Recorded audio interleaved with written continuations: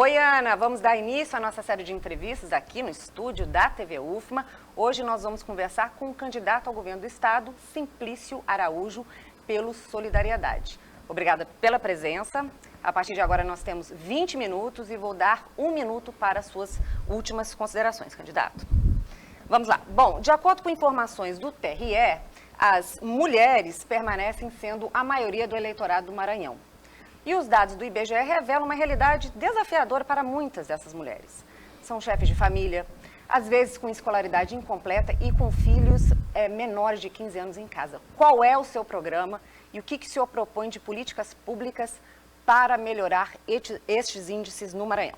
Primeiro eu quero agradecer pela oportunidade e dizer a vocês que eu estou muito orgulhoso de estar aqui hoje na UFMA e ver que nós aqui na universidade não devemos nada a nenhum outro veículo de comunicação, realmente uma estrutura maravilhosa e uma oportunidade muito grande que vocês estão dando para a gente conversar com o público de vocês. Eu queria te dizer que recentemente estudiosos aqui da Universidade Federal do Maranhão diagnosticaram o que a gente já tem de informações há muito tempo, porque tem muita gente me ajudando com o meu plano de governo e com as propostas que eu estou apresentando para a população, que são realmente 2 indicadores que nós precisamos reverter aqui no Maranhão. Primeiro é a falta de aptidão das pessoas de carteira assinada e de formalização dos negócios. Muita gente não tem uma carteira assinada, não tem a sua empresa registrada e o outro braço é justamente esse enorme crescimento, essa grande satisfação que a gente vê hoje da mulher ocupando o mercado de trabalho, mas ainda sem nenhuma contribuição por parte do governo. Para que a gente possa diminuir as desigualdades, nós precisamos abraçar as mulheres e também precisamos reverter esse outro braço da informalidade aqui no Maranhão. Eu tenho um programa voltado para as mulheres que deve fazer com que as mulheres tenham capacitação e encontrem no governo um amparo. Porque realmente uma das maiores dificuldades aqui no Maranhão são o grande número de creches, por exemplo, inacabadas. Muita gente quer dar uma contribuição maior dentro de casa ou quer mesmo sustentar, como você disse, a sua própria casa, porque às vezes se tornou o principal chefe de família e não tem aonde deixar os seus filhos. Uhum. E o senhor também apresenta ações de enfrentamento à violência doméstica no seu plano de governo. E segundo os dados do Atlas da Violência, o que nos chama atenção são os indicadores relacionados ao feminicídio, né? O que o senhor propõe para enfrentar também de forma pragmática esse quadro aqui no Maranhão, já que nós estamos falando de mulheres, considerando os desafios da falta de estrutura de pessoal nas delegacias? Olha, você tem que avaliar a segurança como um todo. O que é que faz com que o sistema de saúde, com que a violência aumente? É justamente a falta de perspectiva. As brigas, às vezes, elas advêm justamente das crises econômicas que as pessoas passam em casa. Então, primeiro nós precisamos reconstruir esse ambiente aqui no Maranhão para o povo e não apenas para a maior parte da classe política como é hoje, porque a gente vê políticos ficando milionários em 10 anos e não dando a mesma perspectiva por onde estão contribuindo ou deveriam contribuir com o Estado do Maranhão. Nós precisamos, na segurança, aumentar o efetivo policial, incluindo o policial feminino, porque a mulher tem muito mais sensibilidade nas abordagens, na organização, numa série de condições. E precisamos também unificar as polícias, a polícia municipal, a polícia civil, a polícia militar e a polícia federal. Com essa sensação, com essa unificação, nós vamos dar uma sensação de maior segurança, além, claro, de voltar ao Estado para ser realmente empreendedor e dar perspectiva às pessoas. Uhum. Ainda nessa pauta de inclusão, o mesmo Atlas também aponta para a gente um dado relevante sobre a escassez de indicadores de violência contra a população LGBT. Tá? O seu plano de governo contempla ações para inserção no mercado de trabalho, mas para isso é preciso ter dados, estatísticas reais no Estado. Como é que o senhor pretende enfrentar essa questão? Olha, esse não é o problema apenas desse segmento da sociedade. O problema do emprego hoje no Maranhão é um problema geral. Muita gente está indo para fora do Estado, A gente tem cidades aqui inteiras assim que a gente consegue visualizar a maior parte da população masculina tendo que ir para outros estados para poder mandar recursos para suas famílias aqui do Maranhão.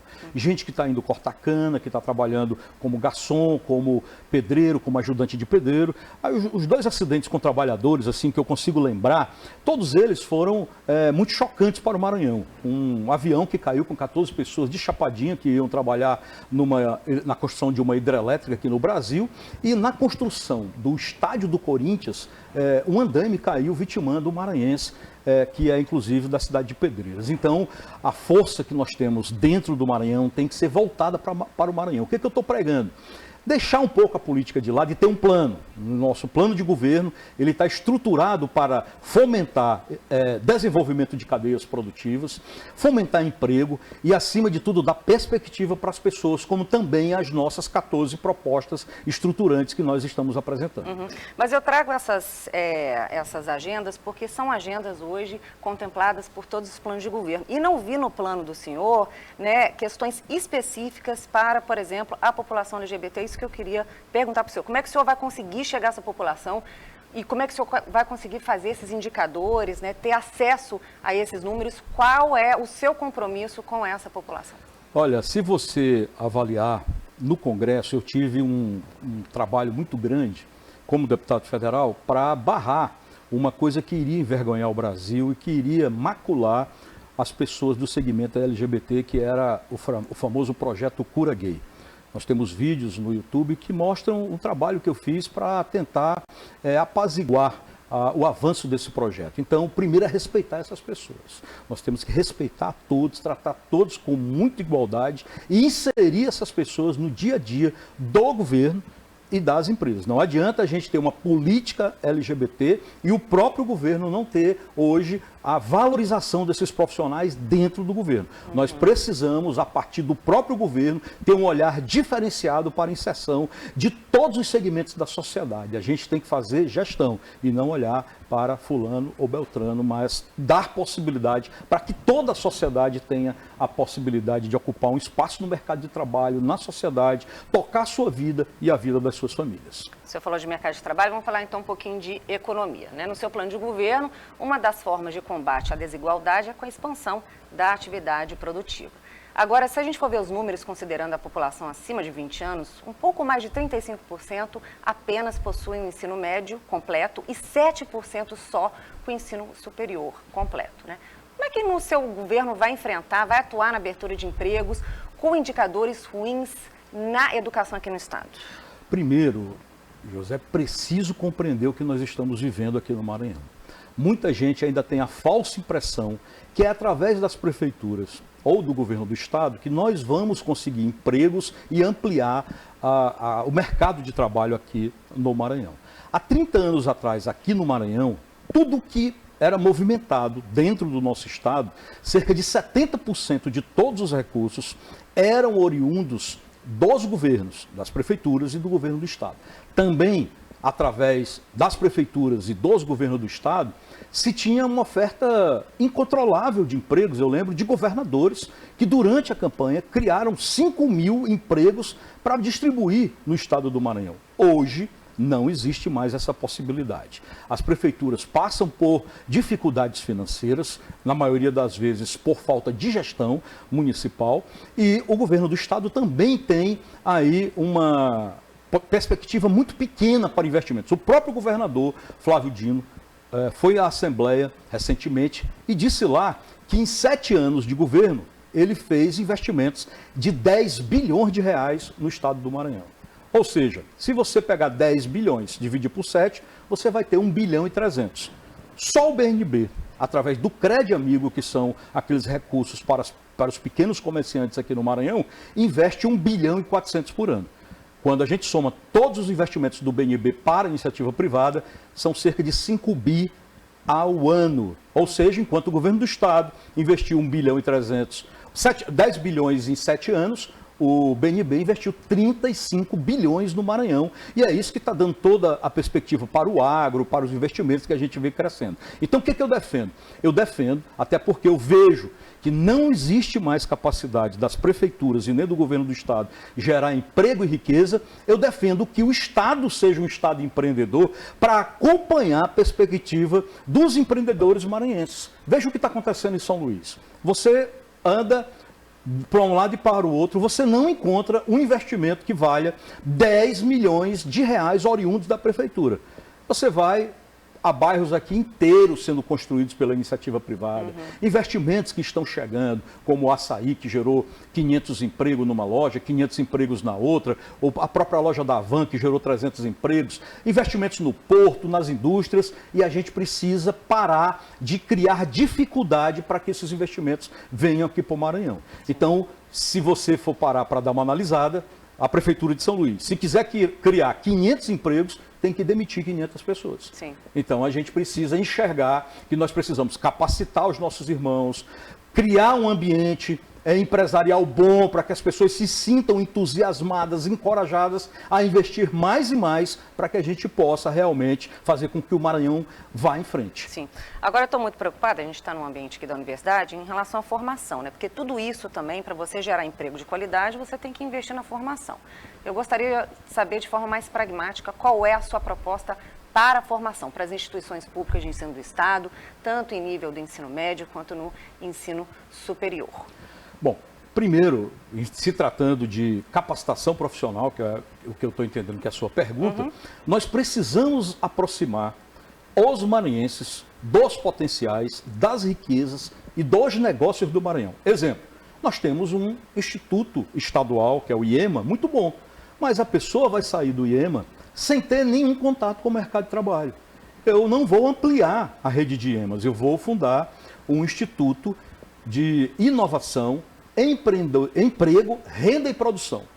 E eu vou colocar esses institutos dentro de cadeias produtivas e próximos a negócios importantes do Maranhão. Exemplo, José, lá na cadeia produtiva do papel e celulose em Imperatriz. Nós não temos ninguém do Maranhão, a juventude que está saindo das escolas, captando a perspectiva e o tanto de negócios que podem ser feitos através de papel, celulose e, inclusive, plantio de eucalipto. Então, se eu tiver um IEMA, uma espécie de IEMA, um instituto ali dentro, eu já vou sair com o meu jovem capacitado. E, para isso, eu vou precisar do braço da universidade, do braço de pessoas inteligentes, capacitadas, que viveram diversas cadeias produtivas, como gesso, como ouro, como pescado, como bovino, como avicultura aqui no Maranhão, e que precisam passar esse legado para as nossas futuras gerações. Então, não apenas as universidades, mas também empreendedores que seguraram essas cadeias produtivas até aqui sem nenhuma contribuição da parte estatal. Ótimo. Vamos falar um pouquinho de saúde agora? A expectativa da população maranhense na área urbana é de mais de 70 anos, né? E o senhor coloca no plano uma estratégia de prevenção, no sentido aí de reduzir a superlotação das unidades de saúde, né? Quais serão essas ações considerando as diferentes realidades e de estruturas no estado, né? Em algumas cidades, né? Falta de pessoal, falta de formação. Como é que você vai fazer essa matemática aí? Olha, primeiro nós precisamos resolver um problema sério, que é o problema da gestão. Eu estou propondo o SIM, que é o Saúde Integrada do Maranhão.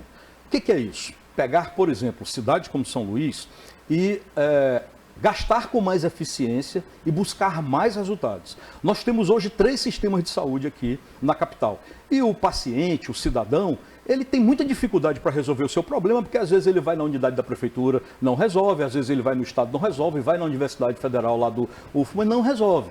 Então, se nós tivermos apenas um gestor, eu vou ter mais eficiência no resultado para esse paciente e mais eficiência também no gasto. Essa questão que você coloca, ela fala diretamente a 2 públicos específicos. Primeiro, os mais de 1 milhão de pessoas que eu tenho aqui no Maranhão, na faixa de mais de 60 anos. A nossa população está envelhecendo e está trancada dentro de casa, com medo da violência, sem ter perspectiva, às vezes até sem se exercitar, e aí vem mais doença, vem depressão, vem isolamento, vem uma série de coisas. Então nós precisamos ter uma política pública voltada para os idosos aqui do Maranhão. Acima de tudo, ter segurança para eles e ter também acesso facilitado à saúde. O outro braço são para as pessoas especiais. Nós temos uma gama muito grande de autistas em todo o Maranhão, de pessoas que têm problemas oriundos da pandemia, oriundos da sociedade, da desagregação familiar, e nós precisamos ajudar essas pessoas para que elas ajudem o Maranhão a continuar avançando. Vamos continuar na área da saúde aqui. No seu plano consta a implantação de um sistema digital integrado, mas nós sabemos que a região Norte e Nordeste ainda há muitos entraves e desafios em relação à internet nesse formato digital, e nós temos um problema sério de acesso ao uso da tecnologia. Como é que o senhor vai fazer isso aqui no Estado? Eu não sei se você concorda comigo, mas a gente tem mais problema nas empresas e principalmente nas repartições públicas oriundas dessas conexões do que nos nossos lares. Por que isso? Porque nos nossos lares nós estamos usando a iniciativa privada. Nós temos boas empresas hoje de conexão de internet no Maranhão, algumas usando já o cabeamento digital, toda a tecnologia que nós, enquanto governo, vamos demorar muito tempo para implantar. Então a gente pode ampliar já com essas empresas que estão funcionando e estão nos dando em casa uma boa conexão. Eu não vejo dificuldade para isso. Aliás, a internet eu não vejo como um fim. A internet deve ser sempre um meio, e ela no governo ela vai ser um meio. Não adianta eu falar em cinturão digital, em perspectiva de ampliação, que eu vou demorar muito tempo para fazer licitação, para construir processo e passar por toda essa burocracia, enquanto eu tenho uma iniciativa privada que já está fazendo isso pelo governo, e vamos usar essa força e esse braço para poder dar essas respostas, não apenas na saúde, mas também na gestão pública como um todo, na integração dos municípios com o Estado e também com uma perspectiva de capacitação financeira para as pessoas, capacitação financeira para as empresas, e com o Maranhão na palma da mão, que é um instrumento importante que vai possibilitar que o cidadão possa ter vários documentos, acompanhar seus processos e saber como é que o governo está andando através de um aplicativo que vai estar disponível para todo o Maranhão. Candidato, eu acho que nós temos tempo só para mais uma pergunta. Bom, o senhor é empresário, tem carreira, experiência política, administrativa, mas eu queria saber de forma crítica, né? Por que ainda estamos com um quadro tão desafiador de desenvolvimento? Informalidade, precarização do trabalho, baixa escolaridade. Qual é a parcela de responsabilidade do senhor nessas questões, estando no comando da Secretaria de Indústria e Comércio no Estado?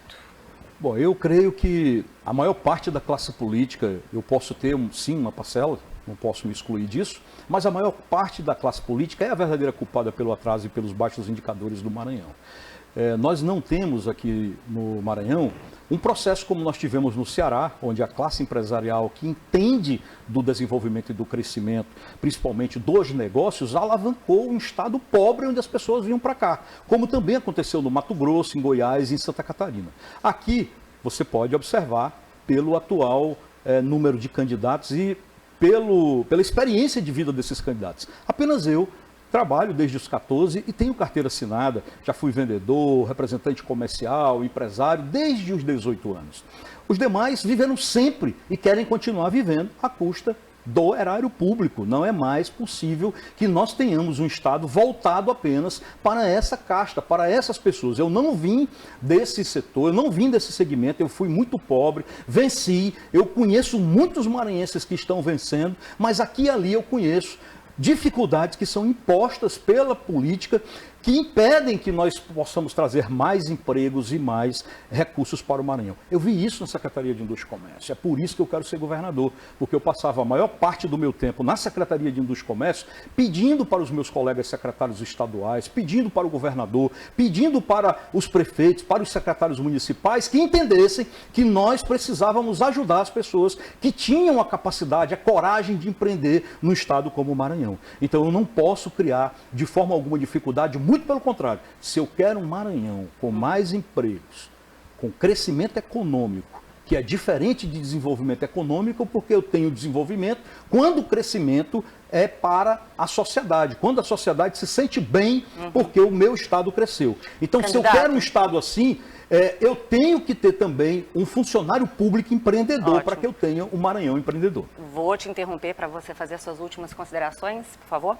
Muito obrigado pelo espaço, muito obrigado pela companhia de vocês. Eu espero que nós tenhamos um olhar muito crítico, porque nós estamos vivendo um momento diferente no mundo, no Brasil e também no Maranhão. Ainda que tenha muita gente achando que vai ganhar o seu voto, que vai lhe conquistar com as velhas narrativas de pesquisas, de movimentos com pessoas pagas, por sinal muito mal pagas, a classe mais pobre da população, que lamentavelmente está a serviço desses movimentos, e não discutindo problemas do Maranhão e o Maranhão que eu quero para frente. Eu tenho aí uma experiência com resultados que eu gostaria que você conhecesse. Acima de tudo, eu gostaria que você compreendesse que nós precisamos nos livrar de uma vez por todas dessa classe política que tem atrasado o Maranhão. Essa classe resolve as suas vidas, mas não resolve os problemas dos municípios ou do Estado. Eu quero, junto com você, criar um Maranhão com mais emprego, mais crescimento e desenvolvimento. Eu sou o Simplício, me procure nas redes sociais, o meu número é 77. Muito obrigado pela oportunidade, principalmente a todos vocês que estão nos assistindo. Obrigada pela presença. Ana, é com você.